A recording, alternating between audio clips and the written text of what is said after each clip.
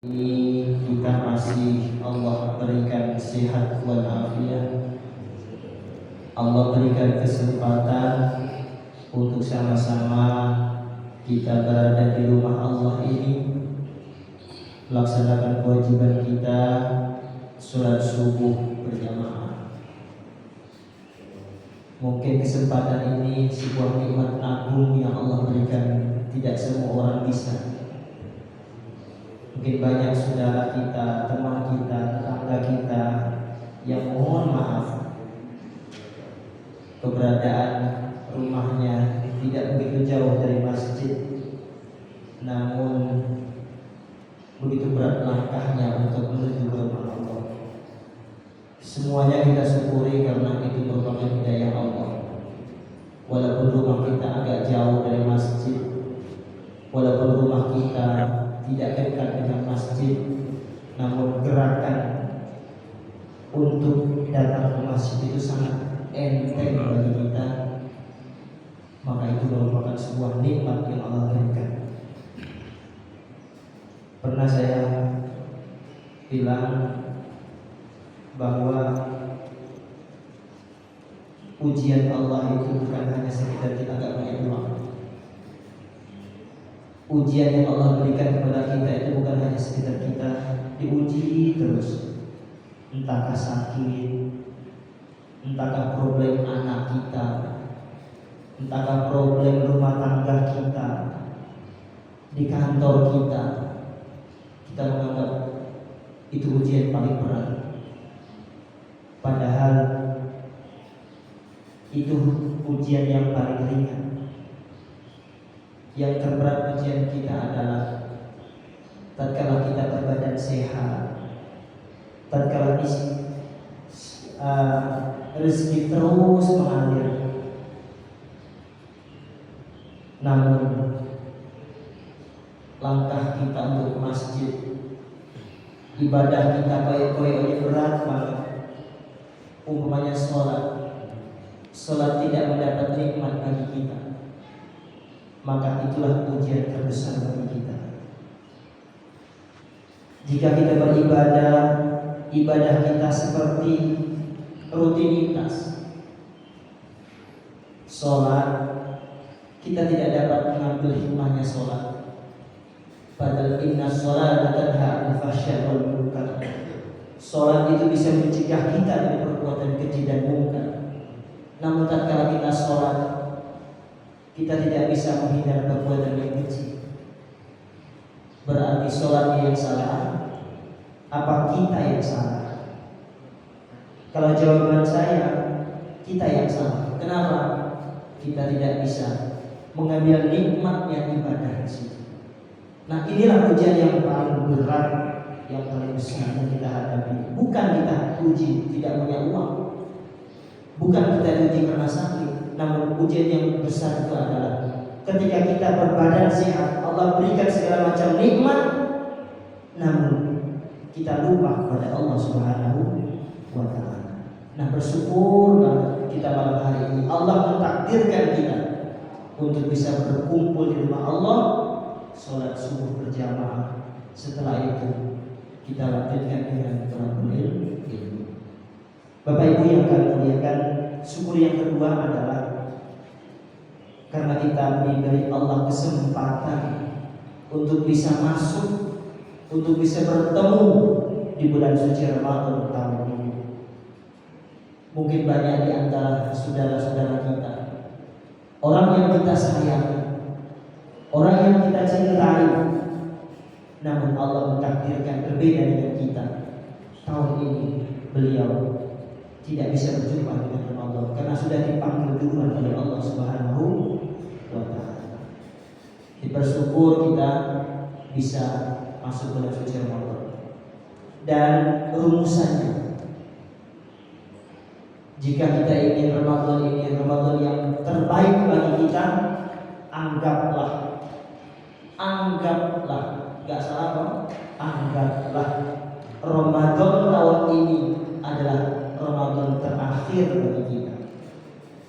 Jika kita menganggap Ramadan ini Ramadan terakhir bagi kita, rugi banget kalau kita hanya melewati bulan Ramadan ini dengan tidak ada makna sama sekali. Bahkan sebagai anak-anak kita, tanpa kalau ibu-ibu, terus bilang mau kosongnya, terus apa? Tinggal piro tahu ngitung poso cipiro. Enak tak menawi? Apa ada yang menawi ya? Alhamdulillah, terus dapat patang dino itu. Tinggal piro lagi? Tinggal 26 hari. Seolah-olah menunggu berakhirnya Ramadan. Nah, kalau kita menganggap Ramadan ini Ramadan yang terakhir bagi kita, ya Allah, sayang banget jika Ramadan ini cepat-cepat meninggalkan kita. Kenapa demikian? Karena semua makhluk yang ada di bumi ini mengharapkan Ramadan ini langgeng 1 tahun. Namun sayang, kita tidak bisa memetik hikmah dari Ramadan itu. Seolah-olah ketika Ramadan tiba ngomong, posone mana tak? Jadi ini kayak posone cepet yo, posone. Seolah ada yang mengganjal di hatinya posone. Nah, Bapak Ibu yang saya muliakan, di dalam bulan Ramadan ini ada salah satu di antara kita atau golongan manusia yang doanya itu tidak ditolak oleh Allah. Posisinya di mana? Ada 3 macam golongan manusia. An Anas bin Malik qala Rasulullah sallallahu alaihi wasallam, "Thalathu da'wati la turadda da'watu." Dari Anas bin Malik baginda Rasulullah bersabda, ada 3 macam orang doanya tidak ditolak oleh Allah Subhanahu wa ta'ala.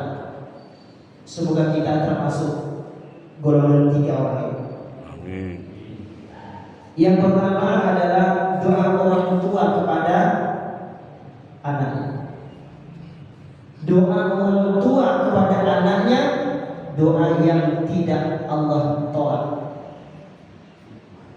Maka tatkala kita marahi anak kita, tatkala kita mangkel, ketika kita nemesu kepada anak kita, jangan sekali-kali kita melontarkan kata-kata yang membuat masa depan anak kita kelam. Jangan tatkala kita marah dengan anak kita, jangan kita menghantarkan anak kita masa depan yang curam. Ingat, marah kita ketika anak kita berbuat salah, seketika ini kita ngomong yang tidak-tidak, maka itu doa. Ada sebuah cerita. Cerita ini dari mulut ke mulut, walaupun tidak benar ya, ada benarnya sebagai tahanis nikmat kita. Di Timur Tengah sana ada seorang ibu, ada suatu keluarga yang saat itu mau kedatangan tamu. Biasanya kita kalau mau kedatangan tamu, ya mesti agak repot. Maksudnya adat kita. Ketika tamu itu mau berkunjung ke rumahnya, maka si tuan rumah, khususnya ibu yang punya rumah itu, mempersiapkan segala fasilitas untuk menghormati tamu yang akan datang ke rumahnya. Ramuan rumah dibersihkan. Kemudian kalau dia menginap nanti dipersiapkan kamarnya di mana, spraynya diganti baru, itu. Dan tidak kalah pentingnya menjamu makan. Akhirnya ibunya masak. Singkat cerita, tamu ini pas waktu itu sudah pas jadwalnya, tamu itu benar-benar berkunjung ke rumah ibu ini. Sebelum sampai ke rumahnya, ibu ini sudah menjamu tempatnya, menjamu makanan yang siap dikonsumsi, dimakan. ditoto di atas meja. Tamunya dari rumah sudah kelihatan dari jauh. Apa yang terjadi? Ternyata dia punya anak. Lantas anaknya tadi diambil pasir, makanan yang sudah dihidangkan ibunya itu ditabur oleh pasir oleh anaknya. Ambil pasir, dicampur, pokoknya out, dimasukkan pasir, masakan yang disiapkan ibunya untuk tamu yang mau datang ke rumahnya. Kita membayangkan, umpamanya Mbak Wali datang ke rumah kita sudah siapkan berbagai macam makanan, lalu jangankan anak kita, kucing saja, ujuk-ujuk numpai jalan atau pokoknya merusak tatanan itu, lantas apa yang terjadi? Khususnya ibu-ibu, wes sedino masak sudah disiapkan, ya toh, ujuk-ujuk masakan itu dirusak seketika. Ibu-ibu ngomong-ngomong, iya lagi macam-macam lah. Sedino masak, oh iya macam-macam. Kucing disalahin, yo mergo gak sekolah, ya kucing mergo gak sekolah, ya kucing ke sekolah. Pokoknya kata-kata yang gak terlontarkan semua. Ia sama halnya dengan ibu ini tadi. Sehingga cerita ketika melihat anaknya naburkan pasir di makanan yang disiapkan oleh tamu yang sebentar lagi akan datang ke rumahnya, ibu tadi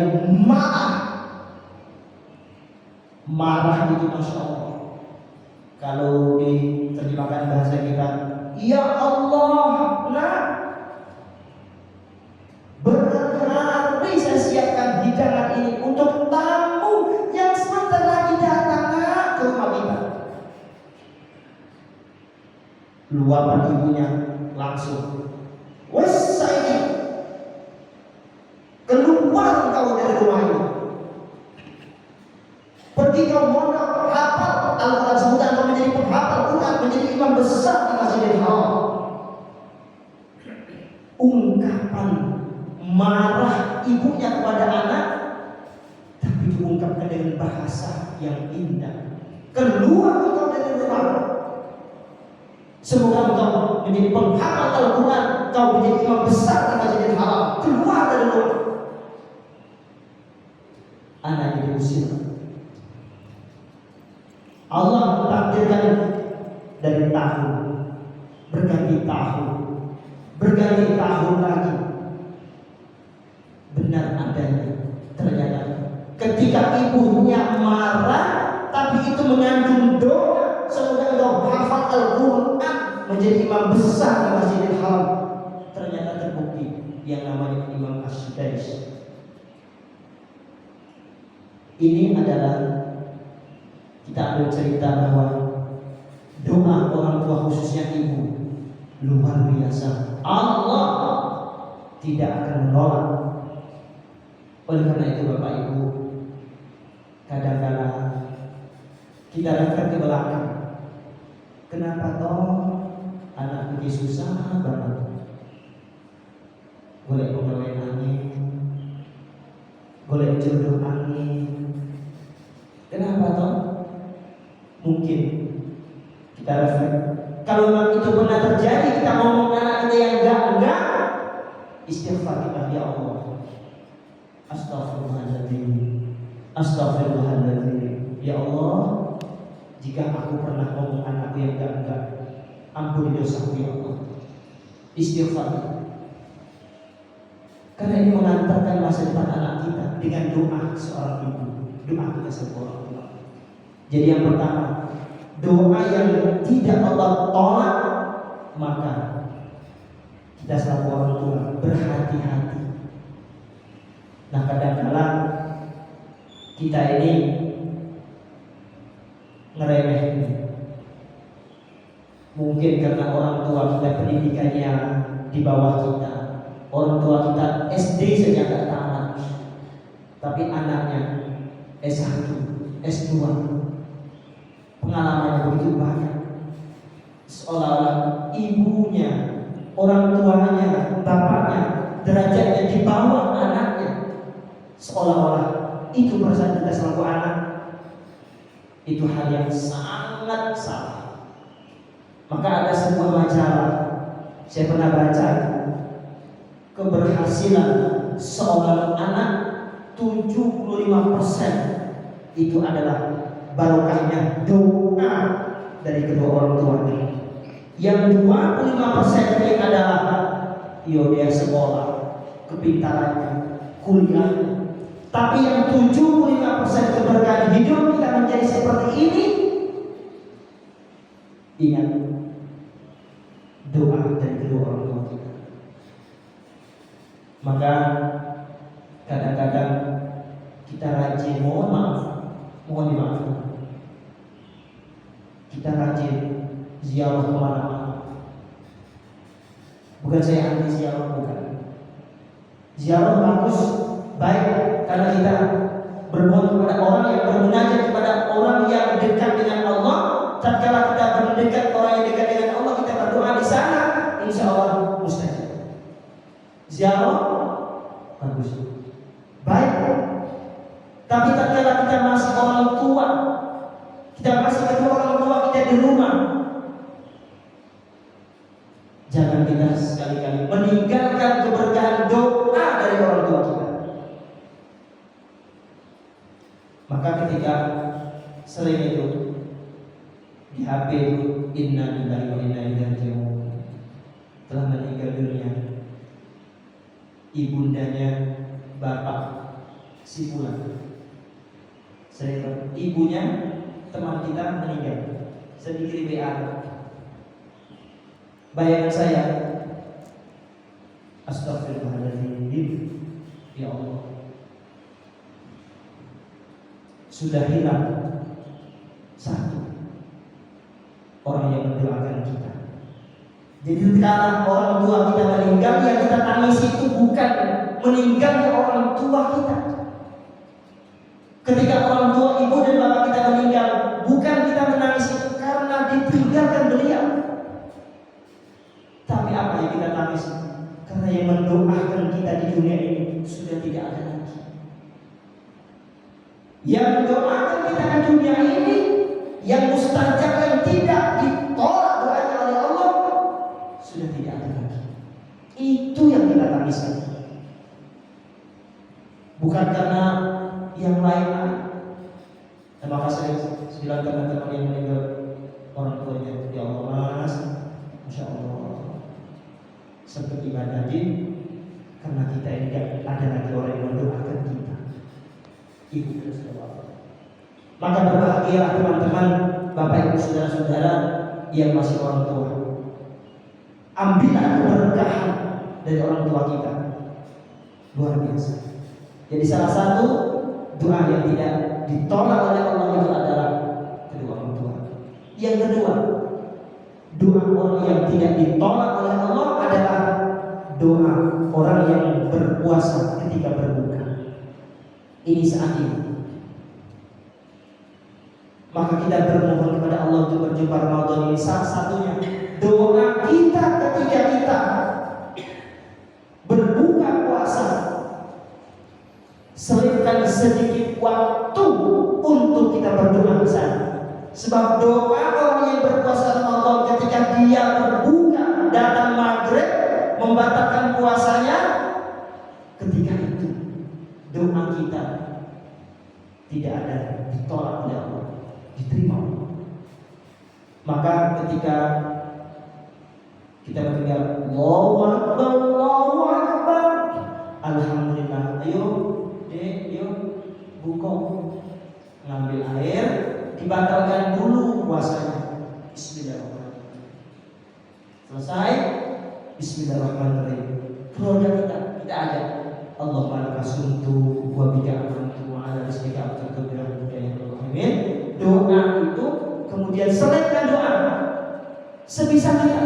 Rabbana atina fid dunya hasanah. Atau doa kita masing-masing, ya Allah, anakku jauhi Allah di orang. Semoga Engkau berikan ilmu yang bermanfaat. Engkau jadikan anakku ya Allah anak yang manfaat, yang bisa membanggakan aku selaku orang tuanya ya Allah. Selipkan doa ketika kita berbuka di bulan suci Ramadan ini. Salah satu doa hamba Allah yang tidak Allah tolak doanya ketika kita berbuka puasa. Matan berikan. Opo langsung di mau pesan itu es di mau es campur mau di kok kolaknya mau di kolak deh. Akhirnya doanya lupa. Matan bu mosok. Lah sekarang kita ambil. Masya Allah. Ya lupa. Kadang-kadang kita makan itu saja. Ucap bismillah aja kita kadang-kadang lari. Keberkahan itu berkah itu apa? Berkah itu ziyadatul khair, tambah kebaikan, itu berkah. Jadi di dalam kegiatan apapun ibadah itu ada unsur keberkahan di dalamnya, maka ketika kita menerjemahkan barokah, berkah, itu ada kebaikan di dalamnya. Nah kebaikan itu wallahu a'lam, Allah yang tahu. Kadang-kadang awak ngomong baik atau ngomong rezeki saja lah, rezeki mesti muaranya duit, ya kan? Seret rezeki tahun ini. Jadi nggak ngomong rezeki ya, jadi kayaknya duit jadi rezeki itu ya duit. Kamuflase, kata-kata kamuflase. Lah, padahal rezeki yang Allah berikan itu bukan hanya duit. Kita bisa melangkahkan kaki dari rumah ke masjid ini lah. Itu merupakan rezeki, Pak. Rezeki. Awake dhewe iso salat ngadeg, ya rezeki. Ibu-ibu, bapak-bapak yang iso salat hanya di atas kursi, ya rezeki. Masih banyak di Gamberan, DKT, saudara-saudara kita yang Ramadan tahun ini tidak seperti kita. Maka syukur, gak ada kata-kata kita tuh gak bersyukur kepada Allah tuh gak ada. Maka kufur banget kalau kita ini ngeluh. Pokoknya yang mau puasa, mau Idul Fitri, momen anak limo, gitu, zakat fitrah piye, baju piye, umai piye, momen kan susah. Dengan adanya susah itu artinya apa? Gak bersyukur kepada Allah. Padahal nikmat yang Allah berikan itu wakeh, gak bisa terima. Wa in ta'uddu ni'matallah la tuhsuha. Jika kita menghitung satu-satu, menghitung nikmat yang Allah berikan kepada kita ini, tidak bakal bisa kita menghitung nikmat ini. Makin banyaknya nikmat yang Allah berikan. Tapi saya awal diri kadang-kadang ya kurang syukur. Makanya saya bilang di kantor kadang-kadang, Mas, awak dia boleh omong nih. Usia wis tuwa, omah wis enek, anak wis duwe, penggawean wis enek, anak wis enek. Terus boleh omong nih. Kita pikir kan, ya anak-anak sama anak, omah wis enek, kendaraan wis enek, pegawai wis enek, anak wis duwe wis sekolah. Terus boleh omong nih. Sementara usia kita semakin tua, semakin muda, semakin tua. Ya makanya rugi banget kalau kita, ya minimal begini, kita harus cerdas. Minimal kita ini, sudah saya bilang waktu episode yang lalu, minimal kita ini, hidup kita ini menunggu, Pak. Ini sholat subuh, alhamdulillah ya Allah, aku isu sholat subuh, Aku iso ngaji bareng-bareng di masjid, balik sholat subuh, ya kan? Kemudian sholat duha, bareng Nabi terus, alhamdulillah ya Allah, ya kan? Kita bisa seperti itu, kita syukuri. Lah, kadang-kala kita ini ya gak begitu apa ya, mungkin makin banyak nikmat, akhirnya nikmat yang kecil-kecil seolah gak nikmat. Contoh kecil aja, kita sakit gigi. Kalau kita sehat, seolah-olah giginya ya biasa saja, kayak yang makan kerupuk, makan iwak, kayak biasa aja. Tapi tatkala gigi ini konslet, sakit sedikit, masya Allah, sekujur tubuhnya akan merasa sakit, merasakan ya Allah, tiba-tiba sakit citok lagi gini, semuanya gak enak. Ini baru merasakan ternyata nikmat orang yang punya gigi sehat itu seperti itu. Nah, karena gak tahu sakit gigi, maka seolah-olah ya biasa saja gigi itu, kayak gak nikmat gitu. Iya kan? Nah, maka oleh Allah kita ini diberi ujian itu karena apa? Karena menunjukkan bahwa itu ada letaknya kenikmatan rahmatnya Allah yang telah berikan, membuat kita ingat. Maka kembali lagi, kita ini untuk gak bersyukur itu gak ada celahnya, gak ada celahnya. Jadi Bapak Ibu yang saya muliakan, dengan Ramadan ini mari kita latih kita ini orang yang bersyukur minimal. Bersyukur itu apa? Meletakkan sesuatu cocok pada tempatnya. Salah satu kita berpuasa Ramadan ini adalah bukti kita mensyukuri nikmat Allah. Pun yang kedua tadi, doa orang yang tidak Allah tolak ketika orang itu berpuasa Ramadan dan waktu berbuka. Yang ketiga, doa yang Allah tidak tolak adalah doa orang yang sedang musafir, orang safar, orang bepergian. Puasa pertama itu ada terjadi salah paham di Masjid Agung. Puasa pertama, tarawih pertama, ramai, sholat maghrib sudah mulai ramai. Kemudian datang orang, mbak-mbak. Kemudian ada jamaah ini jamaah aktif. Masjid Agung itu ada jamaah aktif untuk mengikuti sholat tarawih. Karena sholat tarawih di sana satu malam satu juz. Selesainya jam 8:30 setiap malam. Ketika sholat maghrib ada mbak-mbak sholat.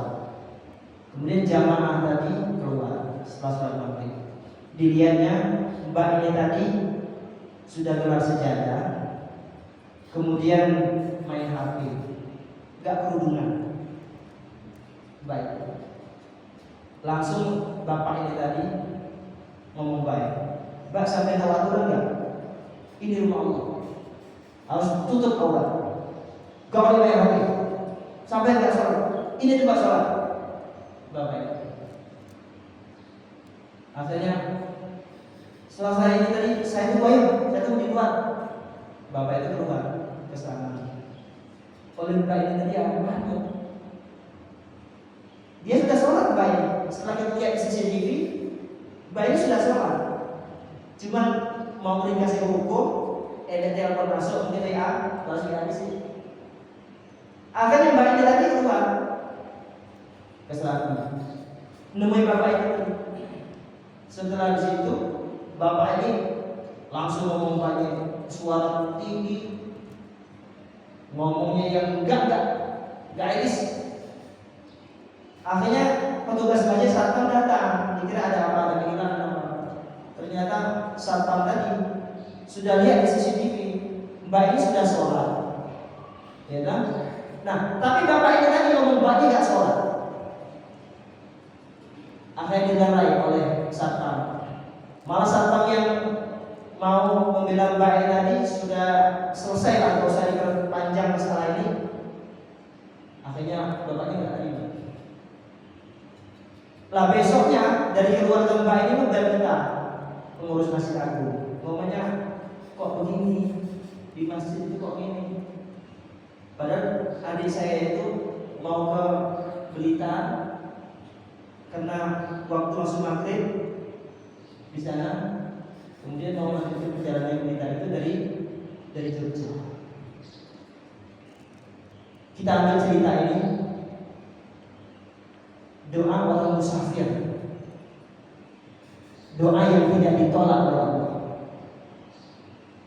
Jangan-jangan ketika anak ini berdoa yang tidak akan didengar oleh Allah Subhanahu wa Ta'ala.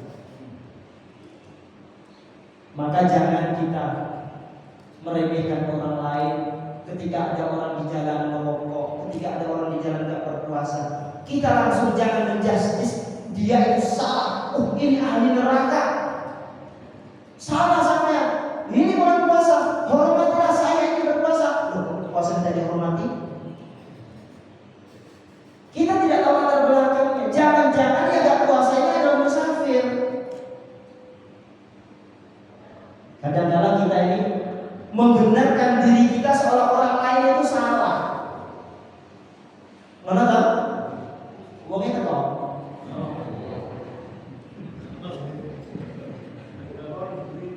Iya.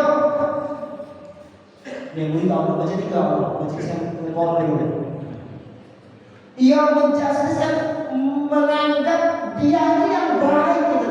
Yang lain salah. Kayak bapak yang saya ceritakan tadi. Dia nggak tahu asal muasalnya, datangnya anak dari mana, mau ke mana, sholat atau belum, langsung menjustis. Anak ini nggak sholat, masuk masjid harus tutup aurat. Artinya ketika keluarga yang mohon maaf bapak, itu jamaah. Kita sudah mengambil tindakan dari pengurus masjid. Maka ada konsep pengurus takmir itu dia harus ramah kepada jamaah. Saya yakin Asafina ya luar biasa. Gak usah tepuk tangan, gak usah tepuk tangan. Luar biasa. Kita contoh. Apalagi dengan anak-anak kecil. Anak-anak kecil itu ya gak usum. Masjid ditulis anak-anak dilarang bermain di masjid. Karena apa toh? Loh, terus anak-anak suruh bermainnya di padahal perkarangan yang luas itu ya salah satunya ada di masjid.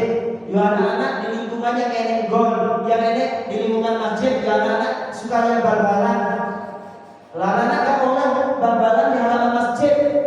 Kemudian anak-anak bermain apa-apa di masjid gak boleh, ribut gak boleh, bawa anak kecil sholat gak boleh.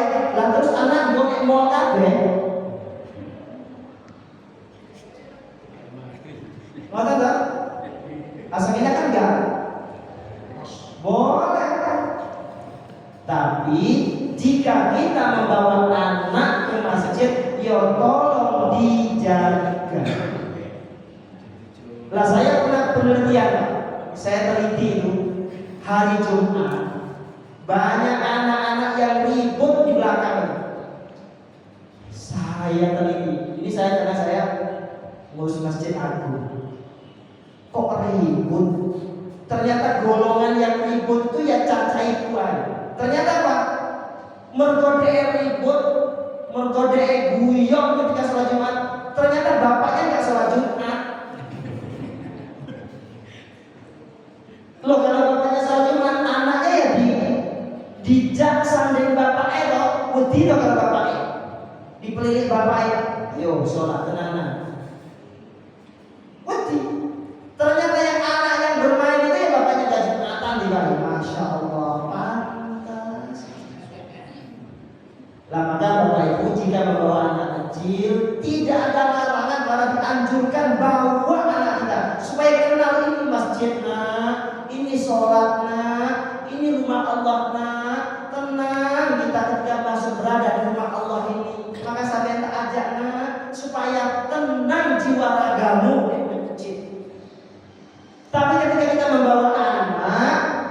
jogo anake ben gak ganggu kiri kanan.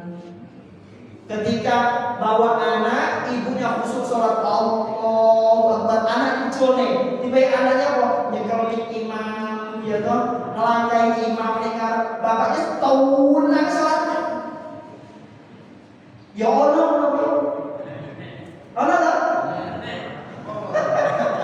Lain, bukan jawab tangannya itu kan nggak boleh bawa anak ke masjid, boleh.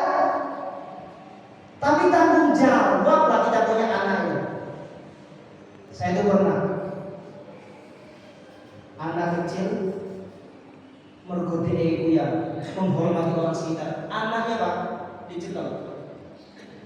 Anaknya baru bisa jalan. Anak kalau bisa jalan, iya, yang dididik. Akhirnya anaknya ya ketika sholat, anaknya ya ketika dia sholat, Allah, anak digendong mana ya? Ketika rukuk, Allah Akbar, sami Allah alhamdulillah. Ketika dia sujud, anaknya taruh ngadep. Bayangan Masya Allah, ini luar biasa. Membawa anak ke rumah Allah boleh, tidak ada larangan, tapi jangan sampai berkeliaran supaya tidak kelihatan sekolah digendong. Luar biasa. Bapak yang di anak kecil selesai bawa digendong tapi bisa bawa anak. Gak apa-apa. Nah, Bapak Ibu yang saya muliakan, mari kita wawasan kita agak sedikit dinaikkan kelas kita ini. Jangan kita belok uang di sana. Jangan kita melihat koncoan yang rendah terus sama terus. Dunia itu berputar. Makanya anak kita tuh gak maju-maju. Kenapa? Kita nganggap anak itu yo anak. Padahal perkembangan dunia saat ini yo anak itu Masya Allah. Lawan yo nganggap anak itu anak bocah terus. Yo hanya anak kita ya berontak. Oleh karena itu kita melihat itu harus dewasa, harus lebih dewasa lagi supaya apa? Supaya gak salah paham.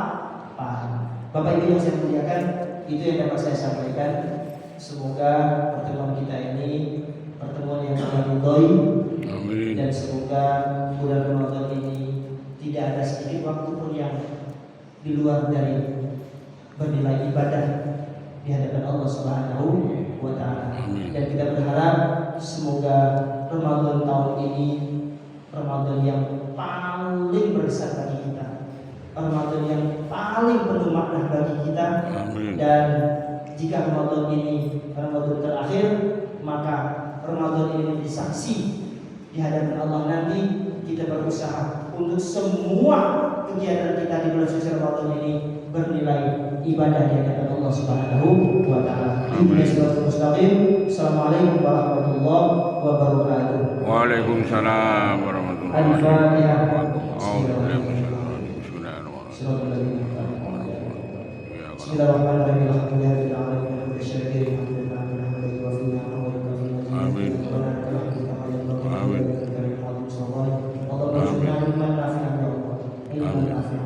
Ilman nafi'an wa amalan shalihan mutaqabbalan wa rizqan wasi'an halalan tayyiban min ghairi ta'am. Rabbana atina fid dunya hasanah wa fil akhirati hasanah wa qina adzabannar. Walhamdulillahi rabbil alamin. Allahumma shalli ala Muhammad.